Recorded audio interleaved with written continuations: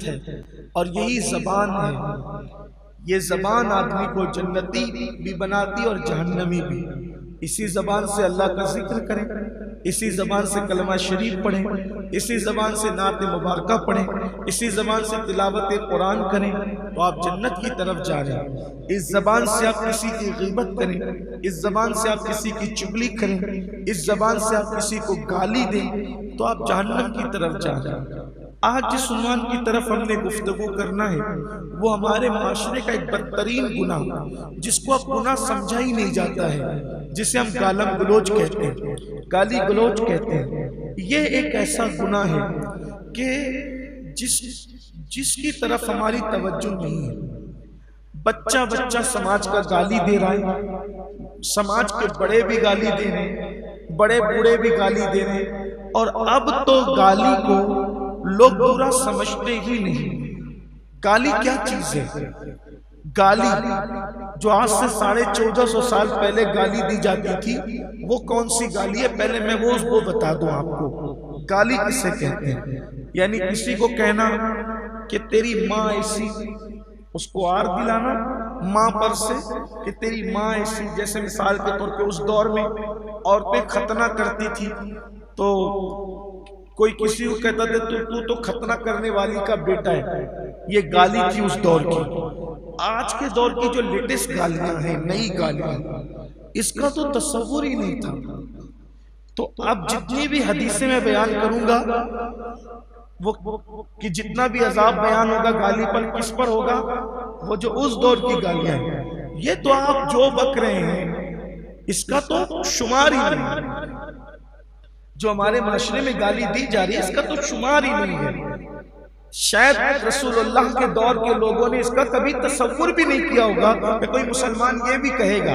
آپ جو کہہ رہے ہیں وہ مسلمانوں کی بولی نہیں ہے اور اس کو گالی بھی نہیں سمجھ رہے. آپ کے بچے بھی کہہ رہے ہیں، پورا معاشرہ ہی کہہ رہا ہے.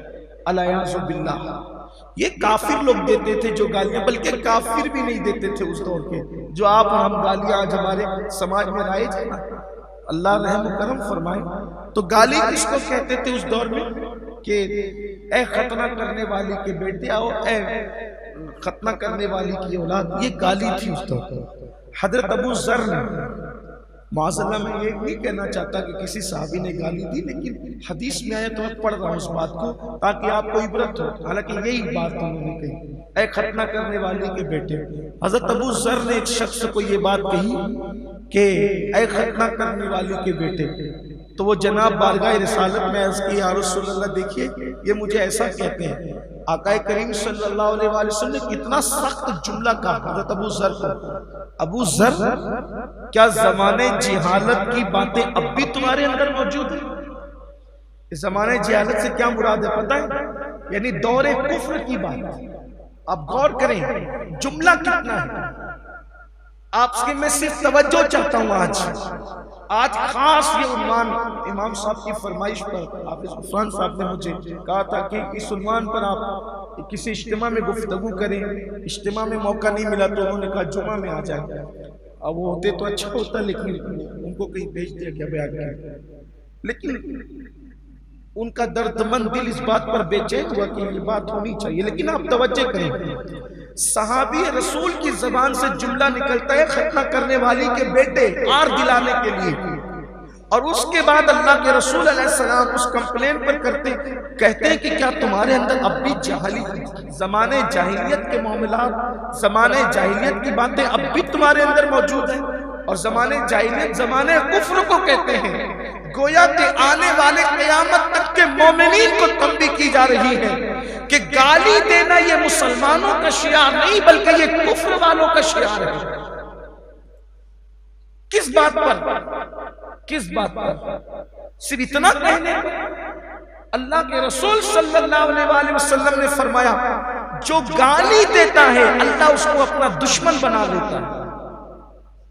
اللہ اس کو دشمن کی حد تک برا جانتا ہے جو گالی دیتا ہے. جو گالی دے اللہ اسے دشمن کی حد تک برا جانتا ہے. فرمایا گالی دینا فسق ہے. کسی مسلمان کو گالی دینا فسق ہے اور مسلمان سے لڑنا یہ کفر ہے. یہ حدیث سیاستہ میں کہ مسلمان کو گالی دینا فسق ہے اور اس سے لڑنا کفر ہے۔ اب یہاں کفر سے مراد یہ کہ کفر کافروں جیسا عمل ہے، یعنی وہ کافر نہیں ہو جاتا، لیکن جیسے حدیث پاک میں آیا من ترک الصلاۃ متعمدا فقد کفر، کہ جس نے نماز چھوڑ دی وہ کافر ہو گیا، مطلب کفر کی حد تک پہنچ گیا، یعنی کافروں جیسا اس نے کام کیا۔ تو یہی کہ مسلمان سے لڑنا یہ کافروں جیسا عمل ہے، اور مسلمان کو گالی دینا یہ فسق ہے۔ فسق کس کو کہتے ہیں؟ فاسق کس کو کہتے ہیں؟ اللہ اکبر، یعنی جس نے اپنی گردن سے اللہ کی اطاعت کا قلادہ اتار کر پھینک دیا ہو اس کو فاسق کہتے ہیں۔ جو اللہ کی اطاعت سے باہر نکل گیا اس کو فاسق کہتے ہیں۔ جو حرام کام کا ارتکاب کرے اس کو فاسق کہتے ہیں۔ تو اللہ کے حبیب علیہ السلام فرماتے ہیں مسلمان کو گالی دینا یہ فسق ہے۔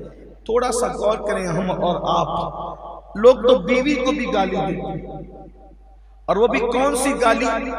اب یہ جو عذاب میں نے بیان کیا، چونکہ حضور علیہ السلام نے اس کو بیان کیا، تو یہ کس دور کے حساب سے بیان کیا گیا؟ اس دور میں جو رائج تھی گالیاں، اس پر اتنی وعید ہے۔ میں بتانا یہ چاہتا ہوں کہ اس دور کی جو گالیاں تھی اس پر اتنی سخت وعید ہے، تو آج کی دور کی جو گالیاں ہیں اس کا انجام کیا ہو؟ یہ ماں بہن بیٹیاں اور اتنی ننگی کھلی گالیاں کہ میں سمجھتا ہوں کہ اگر کبھی راستہ چلتے ہوئے کان سے ٹکرا جائے تو طبیعت شرم سے پانی پانی ہو جاتی ہے، دل یہ کہتا ہے کہ ہم اس معاشرے میں کیوں پیدا ہوئے، اور پیدا ہو گئے تو پیدا ہوتے ہوئے مر کیوں نہیں گئے، یہ دل دیکھنا کیوں نصیب ہوا۔ ایک شریف اور غیرت مند انسان آدمی کی طبیعت یہ کہتی ہے، لیکن کوئی روکنے ٹوکنے والا نہیں ہے، بلکہ گالیوں کو گناہ نہیں سمجھا جاتا۔ بعض لوگوں کا حال تو یہ کہ وہ مذاق میں بھی ایک دوسرے کو گالیاں دیتے، ماں بہن کی، دوستوں کو گالی دیتا، یہ مذاق ہے، کوئی برا نہیں سمجھا جاتا۔ جس طریقے سے غصے میں گالی دینا حرام ہے ویسے ہی مذاق میں بھی گالی دینا حرام ہے، اور یہ بھی ہمارے بزرگوں نے صوفیاء نے فرماتے ہیں کہ جو زندگی میں جو جملے زیادہ کہتا ہے، دھیان دینا اس پر، جو اپنی زندگی میں جو جملے زیادہ کہتا ہے موت کے وقت اس کی زبان پر وہ جملے جاری ہوں گے۔ پھر ان بزرگوں نے لکھا اپنی کتابوں کے اندر کہ ایک شخص تھا،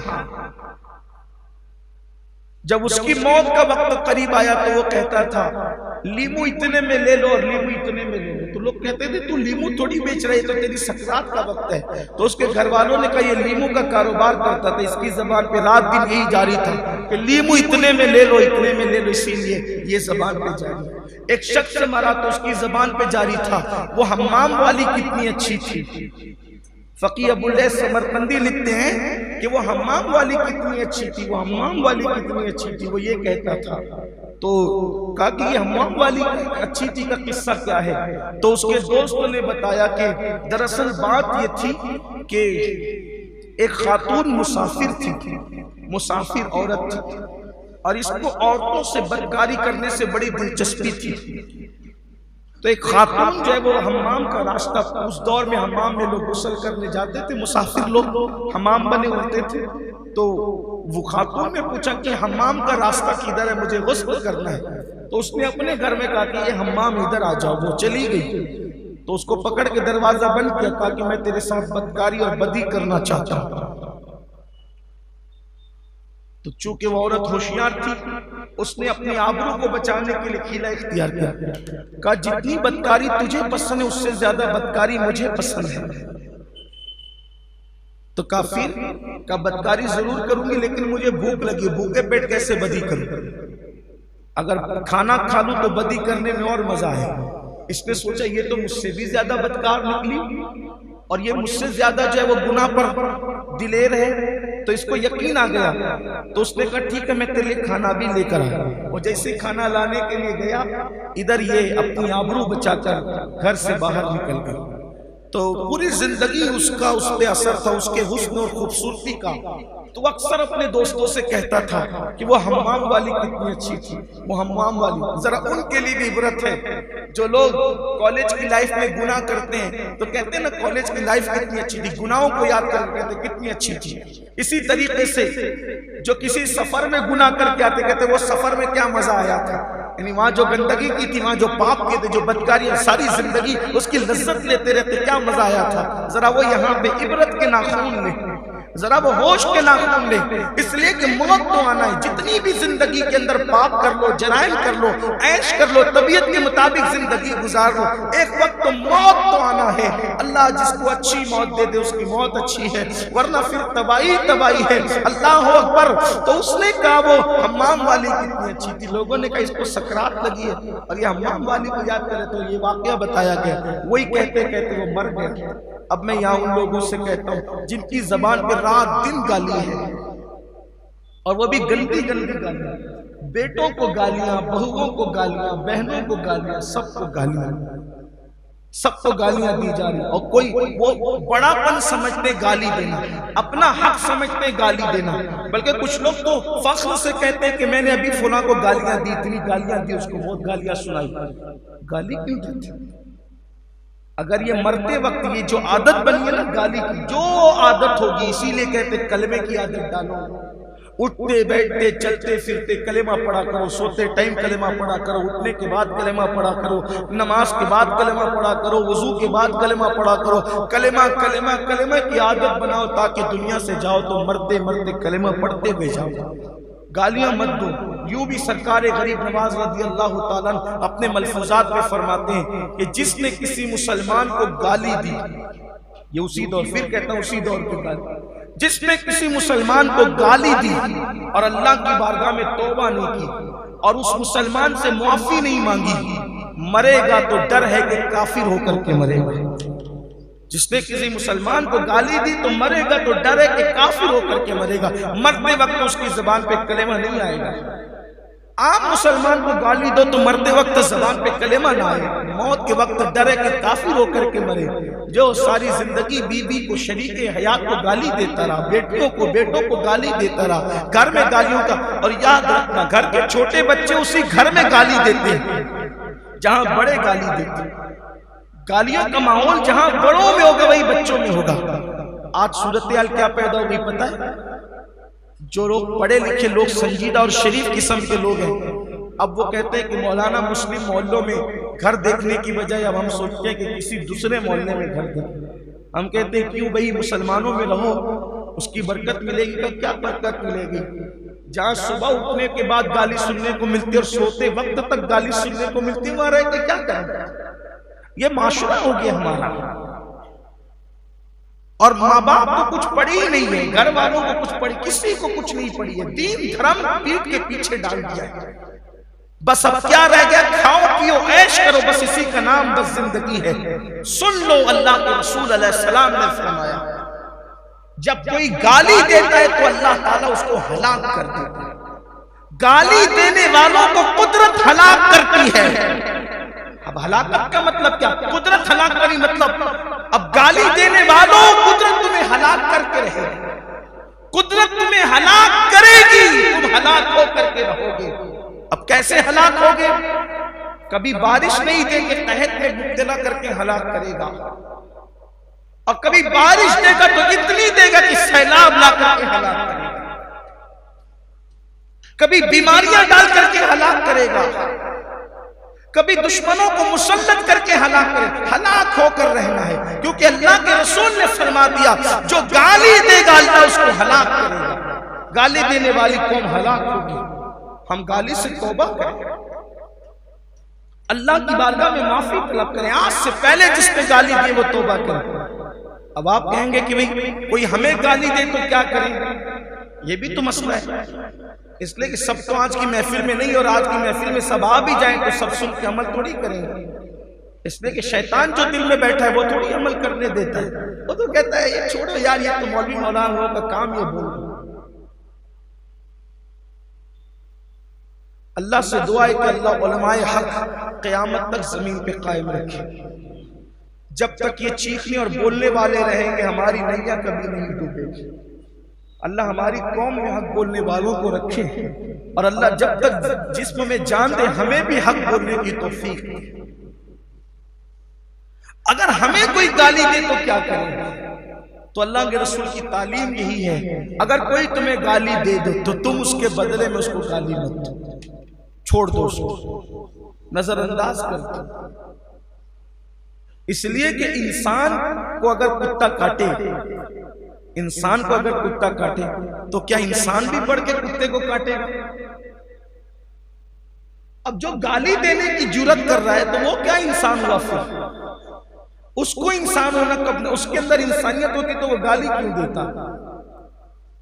اس کو چھوڑ دو، پھر اس کے حال پہ چھوڑ دو، اسے اب گالی نہ دو، منہ پھیر لو اس سے۔ ویسے بھی قرآن کہتا ہے وَإِذَا خَاطَبَهُمُ الْجَاهِلُونَ قَالُوا سَلَامًا، اللہ تعالیٰ فرماتے ہیں جب تمہارا مقابلہ، جب تمہاری مخاطبت جاہلوں سے، خاطبہم الجاہلون، تمہاری مخاطبت جاہلوں سے ہو تو کیا کرو؟ قالوا سلاما، ان سے سلامتی کی بات کہہ کے گزر جاؤ، سلام، جاؤ جاؤ کر کے گزر، ان کو منہ مت لگو، ان کو منہ نہ لگاؤ۔ اب اگر آپ کو کوئی گالی دے رہا، آپ چپ یا خاموش ہے تو کیا ہوگا؟ وہ بھی حدیث میں آیا ہے۔ اللہ کے رسول علیہ السلام کے صحابی سیدنا صدیق اکبر بڑے نرم دل آدمی تھے، بڑے بااخلاق، ان کی فضیلت تو بیان ہو ہی نہیں سکتی، یہ ایسے تھے۔ حضور محدث اعظم کے چھوچوی رحمت اللہ علیہ نے ان کی فضیلت اس شان سے بیان کی، کہتے ہیں مرتبہ حضرت صدیق کا یہ ہے سید، ہر فضیلت کے وہ جامع ہیں نبوت کے سے، وہ صرف نبی نہیں تھے بس، باقی اللہ تعالیٰ نے سارے اوصاف ان کو عطا کیے، بڑی شان والے بزرگ تھے۔ حضور کی ان کی تربیت کی تھی، جب کوئی نہیں رہتا تھا تو بھی یہ حضور کی بارگاہ میں رہتے تھے، آقا نے ان کو اوصاف قرآن پلا دیے تھے، اسرار قرآن پلا دیے تھے، رموز قرآن پلا دیے تھے، گویا کہ ان کی پوری زندگی کو قرآن کے سانچے میں ڈھال دیا، اوروں کی بھی لیکن ان کی خاص بات تھی۔ میرے نبی کا ہر صحابی شان والا ہے تو ہر ایک کی خصوصیت جدا جدا ہے، اور صدیق اکبر بیٹھے ہوئے حضور بھی تشریف فرمائے، کسی نے حضرت ابوبکر صدیق کو گالی دی اس محفل میں، یعنی بعض لوگ اتنے بھی جرات مند ہوتے تھے کہ اب وہی گالی کا مطلب وہی جو میں پہلے بول چکا ہوں، یعنی کہ تو ایسا ہے ویسا، یعنی گالی کی تعریف متعین کر دیتے ہیں اس کو سمجھانے کے لیے۔ کسی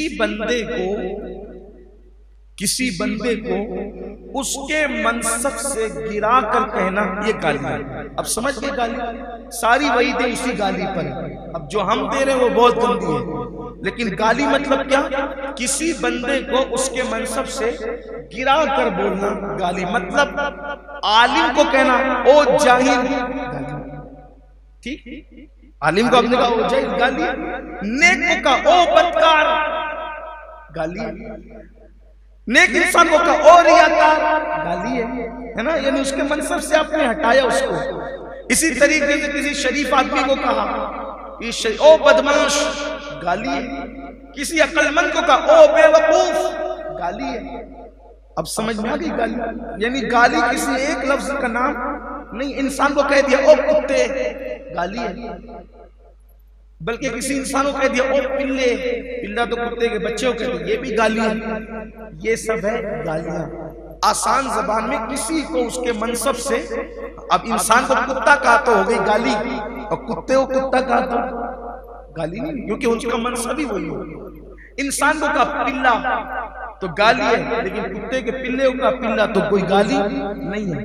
بات سمجھ میں نا گالی کیسے کہتے ہیں؟ انسان کو اس کے منصب سے ہٹا دینے کا نام ہے گالی۔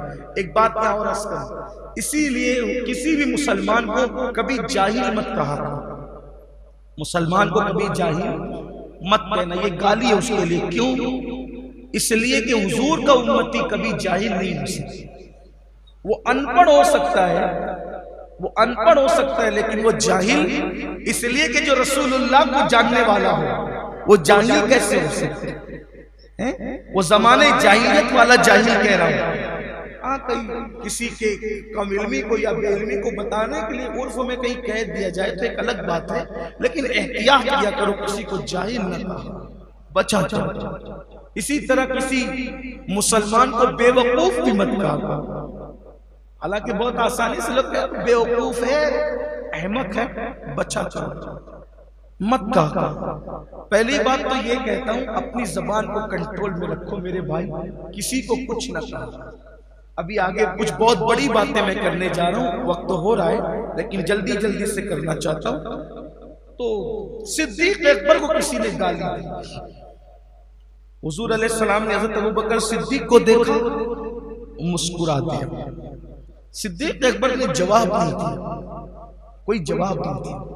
پھر اس کے بعد اس نے دوسری گالی دی، صدیق اکبر نے پھر کوئی جواب نہیں دیا۔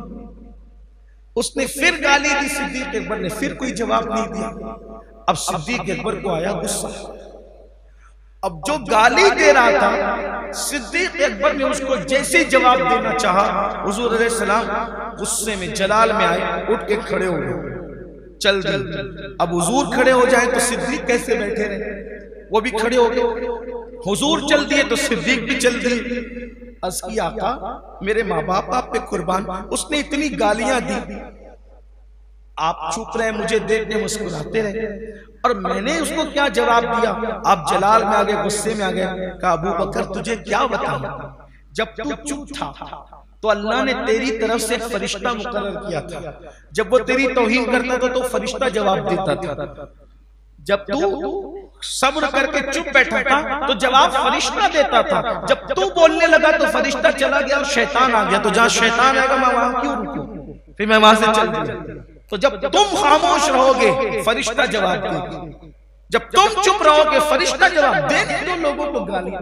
میں تو کہتا ہوں کہ جو گالیاں ہمیں دیتے وہ ایک طرح کے ہمارے محسن، اس لیے کہ ہزاروں سال مالا جب کر وہ مقام تمہیں ولایت کا نہیں مل سکتا جو لوگوں کی گالیوں پہ چپ رہ کے صبر کر کے مقام ملتا ہے، بلکہ اللہ جس کو اپنا ولی بنانا چاہتا ہے اس پر کچھ گالیاں دینے والے مقرر کر دیے جاتے ہیں، وہ اس کو گالیاں دیتے رہتے ہیں، صبر کرتا رہتا ہے اور مقام ولایت آ جاتا ہے۔ اس لیے لوگوں کو چاہیے صبر سے کام لو، مت جواب مت، لیکن یہ ہے بڑا کڑوا گھونٹ، آسان نہیں ہے۔ مسواک کرنا آسان ہے، کھانے سے پہلے نمک چکھنا آسان ہے، مسجد کے زینے پہ بیٹھے ہوئے لوگوں کو تھوڑا وہ صدقہ دے دینا بھی آسان ہے، نماز پڑھنا بھی آسان ہے، لیکن گالی سن کے چپ رہ جانا یہ بڑے ہمت کا کام، آسان نہیں ہے یہ کام۔ لیکن جو یہ کر جائے پھر اللہ تعالیٰ اس پہ فرشتہ مقرر کرتا ہے جواب دینے، اس کی طرف سے فرشتہ جواب دیتا ہے، نہ دو جواب، کوئی گالی دے نہ دو جواب، خاموش ہو جاؤ، نکل جاؤ۔ ایک مرتبہ مروان نے امام حسن کو گالی دی، مروان نے امام حسن کو گالی دی، دیکھو گالی اس نے دی، امام حسن کا جواب کیا تھا؟ آپ نے گالی نہیں، فرمایا مروان میں تجھے گالی کے جواب میں گالی نہیں دوں گا۔ کیوں؟ اس کی وجہ یہ ہے کہ اندر جس کے جو ہوتا ہے باہر وہی نکلتا ہے، البتہ تو نے مجھے گالی بڑی گندی دی ہے، میں اللہ سے اتنا ہی عرض کرتا ہوں کہ تو نے مجھے جیسی گالی دی اگر میں ویسا ہی ہوں تو اللہ مجھے معاف کر دے، اور اگر میں ویسا نہیں ہوں تو اللہ تبارک و تعالیٰ تجھے توفیق عطا کرے کہ تو ایسی بات نہ کیا۔ دیکھیں یہ جواب ہے گالی کا جواب، اس لیے ہمیں چاہیے گالی سے تو آج سچے دل سے توبہ کریں، کسی کو گالی نہ دیں۔ اب کس کس کو گالی نہ دیں؟ آئیے ذرا اس کی طرف بھی آ جائے، کس کس کو گالی نہ دیں؟ اللہ کے رسول علیہ السلام نے فرمایا پسو سمجھتے ہیں نا، ایک دم باریک سا کیڑا ہوتا ہے، دکھتا بھی نہیں ہے، جب کاٹ لیتا ہے ایک دم بالکل زور کا درد ہوتا ہے، جلن ہوتی ہے، تب پتہ چلتا ہے کسی نے کاٹا، دیکھو تو چپکا ہوا نظر آتا ہے، ایک دم باریک سا پسو۔ اللہ کے حبیب علیہ السلام فرماتے ہیں پسو کو بھی گالی مت دو۔ اگر تم نے دنیا میں پسو کو گالی دی تھی تو قیامت کے دن اللہ تم سے اس کے بارے میں بھی سوال فرمائے گا۔ مرغی کو، بکری کو، جانور کو بھی گالی مت دو، تم کسی جانور کو بھی گالی نہیں دے سکتے۔ اللہ اکبر۔ اور آگے آئیے، اللہ کے رسول علیہ السلام فرماتے ہیں اگر کوئی کافر تمہیں دکھے تم کافر کو بھی گالی مت دو، وہ کافر ہے، تیری زبان تو مومن ہے، تو کافر کی وجہ سے اپنی زبان کو کیوں گندا کرتا ہے، اپنی زبان کو کیوں خراب کرتا ہے، کافر کو بھی گالی نہیں دے سکتے۔ اب بات کا اینڈ کرتے ہیں، اللہ کے رسول علیہ السلام سے صحابہ نے پوچھا یا رسول اللہ کافر کو تو گالی نہیں دے سکتے، کیا شیطان کو گالی دے سکتے؟ شیطان تو بہت برا ہے۔ اللہ صحابہ پہ رحمتیں نازل فرمائے، دیکھو وہ کیسے کیسے سوال پوچھ لیتے تھے، ہمارے مسئلے حل کیا۔ اب شیطان تو بہت برا ہے نا، تو شیطان کو گالی، کیونکہ لوگوں سے زنا وہی کرواتا ہے، شراب وہی پلواتا ہے، اسی طریقے سے کفر وہی کرواتا ہے، شرک وہی کرواتا ہے، سارے گندگی تو اس نے کر رکھی ہے، شیطان کو گالی دے سکتے ہیں؟ اللہ کے رسول علیہ السلام فرماتے ہیں نہیں، ہمارے مذہب میں شیطان کو بھی گالی دینے کی اجازت نہیں ہے۔ مذہب اسلام شیطان کو بھی۔ اب بتاؤ مجھے مسلمانوں، تھوڑا سا اس حدیث پہ غور کرو، جو مذہب شیطان کو گالی دینے سے منع کرتا ہو، جو مذہب شیطان کو گالی دینے سے روکتا ہو، اس مذہب کے اندر ماں بہن کی گالیاں، بیٹیوں کی گالیاں، اس کی اجازت کیسے ہو سکتی ہے؟ اس لیے اپنے اعمال سے اللہ کی بارگاہ میں توبہ کریں۔ ہم جس راستے پہ جا رہے ہیں وہ راستہ جہنم کی طرف لے جاتا ہے، ہم جس راستے پہ جا رہے ہیں وہ راستہ تباہی کی طرف لے جاتا ہے، ہم جس راستے پہ جا رہے ہیں وہ راستہ بربادی کی طرف لے جاتا ہے۔ اللہ کے بندوں، توبہ کرو اللہ کی بارگاہ میں۔ جب کافر کو بھی، شیطان کو بھی گالی دینے کی اجازت نہیں ہے، تو ایک دوسرے کو، دوستوں کو، بھائیوں کو، بہنوں کو، بلکہ آج کل تو اللہ کی پناہ، آج کل کے نوجوان لڑکے ماں باپ کو بھی گالی نکالتے، ماں کو بھی گالی دیتے، باپ کو بھی گالی دیتے، یعنی ڈائریکٹ جو گالی دی، ان کا انجام کیا ہوگا یہ تو نہیں پتا ہمیں، لیکن ان کی دنیا بھی تباہ ہے اور آخرت بھی تباہ ہے۔ جن ماں باپ کے سامنے اونچی آواز سے بات کرنے پر اعمال اکارت ہو جاتے ہیں، اعمال برباد ہو جاتے ہیں، اللہ اکبر، ان کو گالی دینے پہ کیا؟ یہ تو ایک طبقہ ہوا جو ڈائریکٹ گالی دیتا ہے، دوسرا طبقہ نیک لوگوں کا، پرہیزگار لوگوں کا، وہ بھی ماں باپ کو گالی دیتے ہیں۔ اب وہ کیسے دیتے ہیں ذرا اس طرف آ جائیں تاکہ بات سمجھ میں آئے۔ اللہ کے رسول علیہ السلام نے فرمایا، اے میرے صحابہ، اپنے ماں باپ کو گالی نہ دو۔ کیا فرمایا؟ اپنے ماں باپ کو گالی نہ دو۔ صحابہ نے حیرت سے کہا کہ یا رسول اللہ صلی اللہ علیہ وسلم، کوئی اپنے ماں باپ کو گالی کیسے دے سکتا ہے؟ ظاہر سی بات ہے وہ نیک لوگ تھے، پرہیزگار تھے، اللہ والے تھے، تو ان کو حیرت ہوئی کہ یا رسول اللہ صلی اللہ علیہ وسلم، کوئی اپنے ماں باپ کو گالی کیسے دے سکتا ہے؟ اب دیکھو ہم ایک دن میں اپنے ماں باپ کو کتنی گالی دیتے ہیں، ذرا اس پہ دھیان دینا۔ اللہ کرے جن تک بات پہنچے ان کو احساس ہو کہ ایک دن میں اپنے ماں باپ کو تم کتنی بار گالی دیتے ہو۔ تو صحابہ کرام نے عرض کی یا رسول اللہ صلی اللہ علیہ وسلم، اپنے ماں باپ کو کوئی گالی کیسے دے سکتا ہے؟ تو آقا کریم صلی اللہ علیہ وسلم نے فرمایا، تم کسی کے ماں باپ کو گالی مت دو، کیونکہ جب تم کسی کے ماں باپ کو گالی دیتے ہو تو جواب میں وہ پلٹ کر تمہارے ماں باپ کو گالی دیتا ہے، تو مطلب تم ہی نے گالی دی اپنے ماں باپ کو۔ کیوں؟ کیونکہ اگر تم کسی کے ماں باپ کو گالی نہ دیتے تو کوئی تمہارے ماں باپ کو گالی کیوں دیتا؟ تو تمہارے ماں باپ کو گالی کس کی وجہ سے پڑی؟ تمہاری وجہ سے۔ اس لیے تم اپنے ماں باپ کو گالی مت دو، یعنی تم کسی کے ماں باپ کو گالی دو گے تو وہ پلٹ کر تمہارے ماں باپ کو گالی دے گا۔ اسی لیے اللہ کے رسول علیہ السلام نے فرمایا، اپنی بیوی کے سامنے اس کے ماں باپ کو برا مت کہو۔ کیوں؟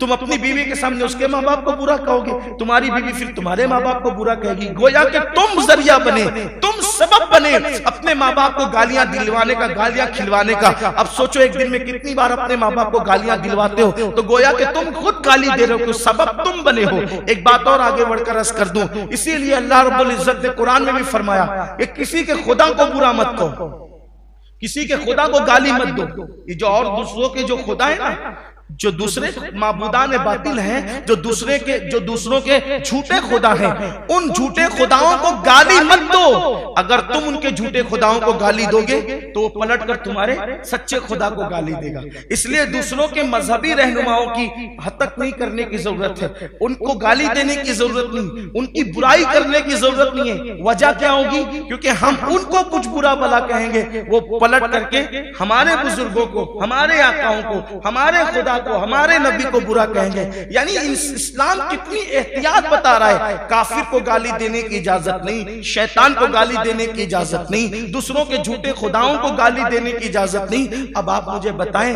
پھر ہم اس راستے پر جا رہے ہیں؟ اس لیے اللہ کے بندو، اللہ کی بارگاہ میں سچی توبہ کرو اور اللہ کی بارگاہ میں پلٹو۔ آج سے یہ عہد کرو کہ کتنے بھی غصے میں آئیں گے کبھی گالی نہیں دیں گے۔ اللہ کے رسول علیہ السلام جب بہت زیادہ غصے میں آتے تھے، بہت جلال میں آتے تھے، کیا فرماتے تھے پتہ ہے؟ ہائے ہائے ہائے، ایک جملہ حضور کی زبان سے اکثر سنا جاتا تھا، حضور کہتے تھے تیری ناک خاک آلود ہو۔ کیا کہتے تھے؟ بہت جلال ہوتا جب، بہت غصہ۔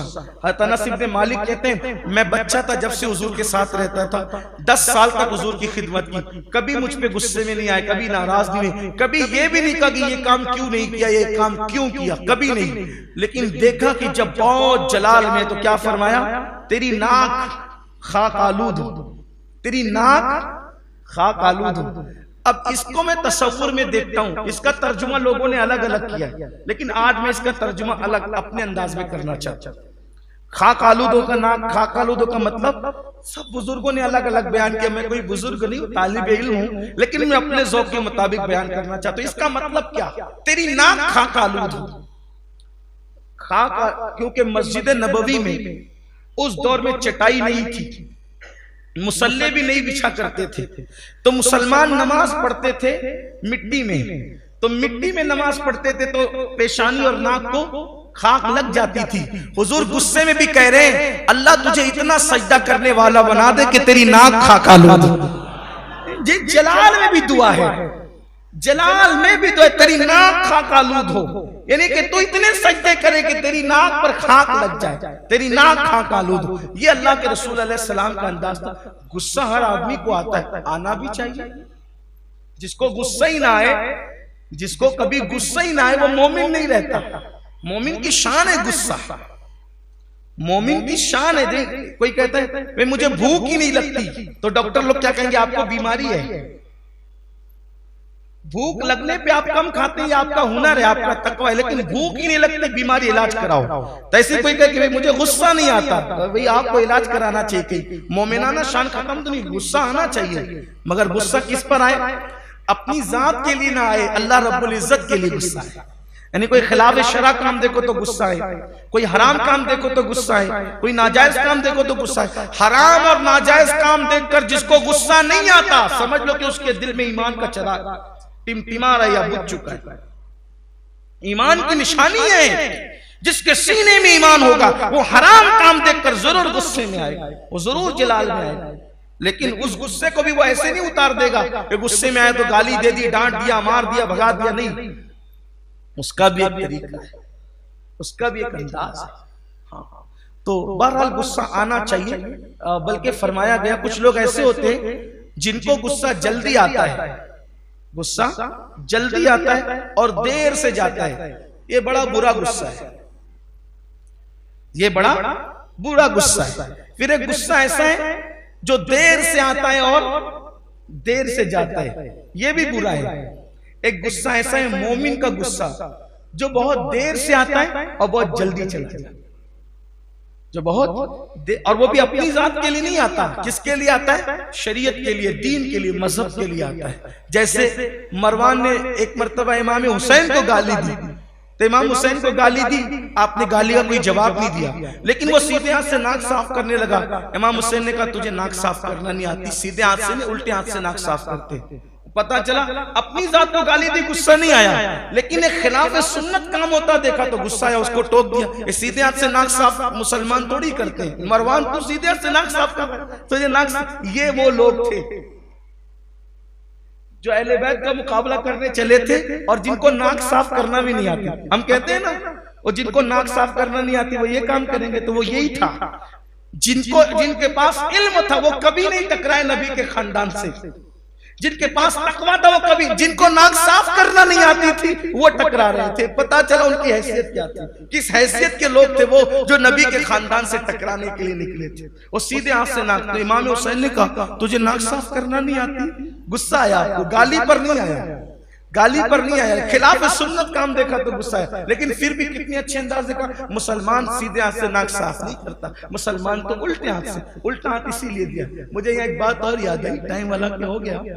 ایک مرتبہ ایک غیر مسلم ہندو ٹرین میں الٹے ہاتھ سے کھا رہا تھا، الٹے ہاتھ سے۔ حضور سیدی مفتی اعظمین رحمت اللہ علیہ جو ہمارے دادا پیر ہوتے ہیں، انہوں نے اس غیر مسلم کو ٹوکا، کہا بھائی سیدھے ہاتھ سے کھاؤ، الٹے ہاتھ سے مت کھاؤ۔ تو اس نے بتانے کے لیے کہ بھئی میں مسلمان نہیں ہوں، تو اس نے کہا کہ گرو جی میں مسلمان نہیں ہوں، میں ہندو ہوں۔